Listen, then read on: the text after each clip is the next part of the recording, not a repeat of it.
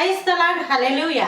ఈ దిన వాక్యము యోమ్ దెబిరిం 21వ తారీఖు 4వ నెల 2025వ సంవత్సరం. మన దేవుడిస్తున్న చక్కటి మాట మత్తయి సువార్త 2వ అధ్యాయం 2వ వచనం. యూదుల రాజుగా పుట్టిన వాడు ఎక్కడ ఉన్నాడు? ఇది జ్ఞానులకి వచ్చిన ప్రశ్న. జ్ఞానులకి ఎందుకు ఈ యొక్క ప్రశ్న వచ్చిందంటే, ఆకాశంలో నక్షత్రాన్ని చూచి వెంబడించి రాజు పుట్టాడు, ఒక నక్షత్రం ఉద్భవించిందంటే రాజు పుట్టాడు అని చెప్పి ఆ రాజు కోసం వెతుక్కుంటా వచ్చి ఎక్కడికి వచ్చారు? ఆ రోజుల్లో ఉన్న రాజుల ఆ గృహాలలోకి, రాజ మందిరాల్లోకి వచ్చారు. వచ్చి చూస్తే అక్కడ ఉన్న వాళ్ళని అడుగుతున్నారు, యూదుల రాజు ఎక్కడ అంటే, యూదులు అన్న మాటకు అర్థం ఏంటంటే, యూద అన్న మాటకు అర్థం స్తుతి. రాజు అంటే స్తుతులకు అర్హుడు, స్తుతులకు పాత్రుడు, స్తుతింపదగినవాడు, పూజింపదగినవాడు, స్తోత్రార్హుడు అయిన దేవుడు ఎక్కడుంటాడంటే, చేతులతో చేయబడిన హస్తకృత్యములలో దేవుడు ఉంటాడు.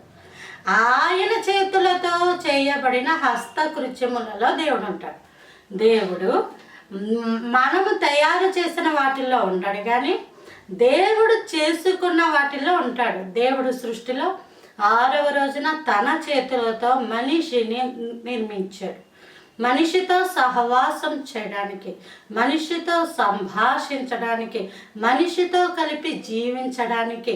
కాబట్టి దేవుడు ఒక మనిషితో కలిసి జీవించాలి అనుకున్నాడు, ఒక మనిషితో కలిసి సహవాసం చేయాలనుకున్నాడు. మన పోలికలో, మన స్వరూపంలో, మన కొరకు చేసుకుందాము అని మొదలుపెట్టిన ఈ పని దేవుణ్ణే పక్కన పెట్టేసి మనుషుల కోసమే, నా కోసం నేను నీ కోసం అని మనుషుల కోసమే బ్రతికేస్తున్నారు. ఉద్యోగాల కోసం బ్రతికేస్తున్నారు, ఆహారం కోసం బ్రతికేస్తున్నారు, యాంబిషన్ అని పెట్టుకుని బ్రతికేస్తారు, పెళ్లి కోసం అని పెట్టుకుని బ్రతికేస్తారు, పిల్లల కోసం అని పెట్టుకుని బ్రతికేస్తారు. ఎందుకంటే దేవుని కోసం బ్రతికే వాళ్ళు అంటే ఎవరో ఉంటారు. దేవుణ్ణి ఆరాధించాలని బ్రతికే వాళ్ళు ఎవరో ఉండరు. దేవుడిని నమ్ముకున్న బిడ్డలుకి వాళ్ళు దేవుని గనుక స్తుతిస్తే, మనుషులు స్తుతులకు అర్హుడు కాదు. మనుషులు ఎంతసేపు ముఖస్థుతి, మీరు అలాంటి వాళ్ళు ఇలాంటి వాళ్ళు, ఎంత చక్కని వారు, అది ఇది అనేస్తూ ఉంటారు. ఎందుకు?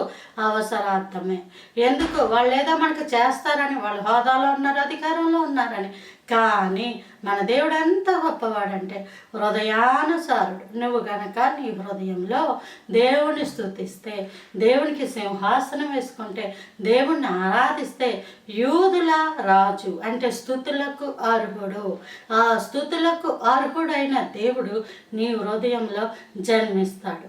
అట్టి కృప దేవుడు అనుగ్రహించును గాక. Praise the lord.